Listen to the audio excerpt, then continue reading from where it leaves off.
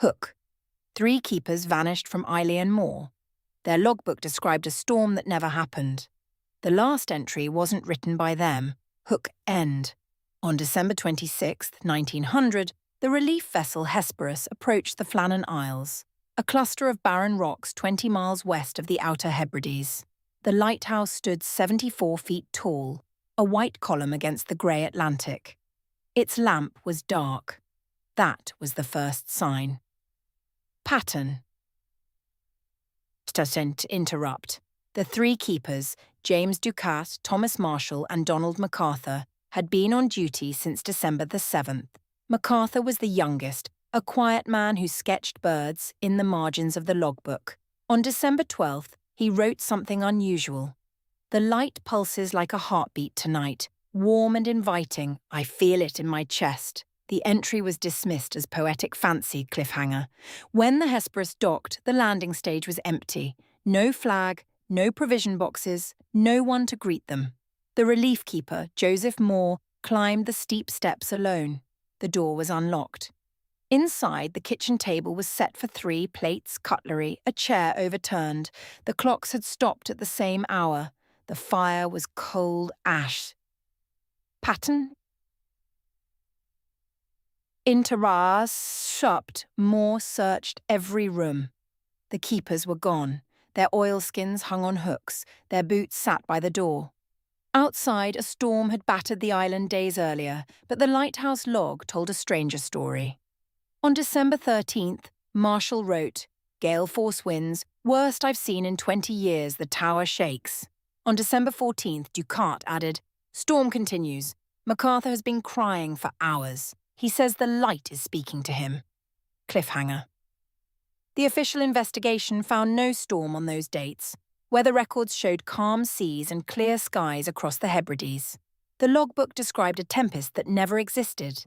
And then, on December 15th, the final entry, written in 3 distinct handwritings, each line flowing into the next, as if one mind held 3 pairs. We are the light now. Pattern interrupt. The case was closed as a tragic accident. The keepers were presumed swept away by a rogue wave. But the logbook was locked in a vault, and the lighthouse was automated in 1971. The island was abandoned. The light was disconnected from the grid. It should have gone dark forever. Cliffhanger.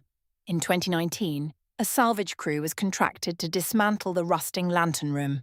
They arrived on a fog-choked morning and saw the impossible. The beacon was shining, a steady, warm pulse, like a heartbeat.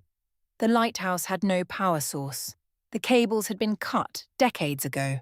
Yet the light glowed, and it felt inviting. Pattern interrupt.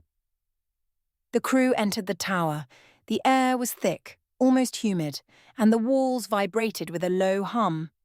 On the kitchen table, the same plates sat untouched, the same overturned chair. A child's drawing was pinned to the wall, crayon on yellowed paper, showing 3 smiling men standing inside a beam of light, their arms outstretched toward a ship on the rocks. Cliffhanger. In the lamp room, they found the logbook. It was open to December 15th, 1900. The ink was still wet. The 3 handwritings had added a new line. "We are the light now. Come join us." And beneath it, a fresh entry in a 4th handwriting. The salvage captain's own name, written in his own hand, though he had never touched the page. Pattern.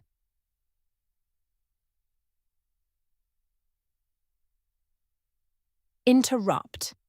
The light pulsed once, twice, and the hum became a voice. Not words exactly, but a feeling, a warmth spreading through their chests, a pull toward the glass. One crewman smiled. Another set down his tools. The captain stared at his name in the book and understood. The lighthouse had never been a building. It was a mouth, and it was still hungry. Cliffhanger. The beacon still shines today. Mariners report a warm, pulsing glow on the horizon, even though the Flannan Isles lighthouse was officially decommissioned and stripped of all power. No one goes there anymore, but sometimes on clear nights, 3 figures can be seen in the lantern room, waving. Pattern interrupt. If you ever see that light, don't follow it. Don't let it into your chest. And if you hear a voice in the hum, don't write your name, because the logbook is still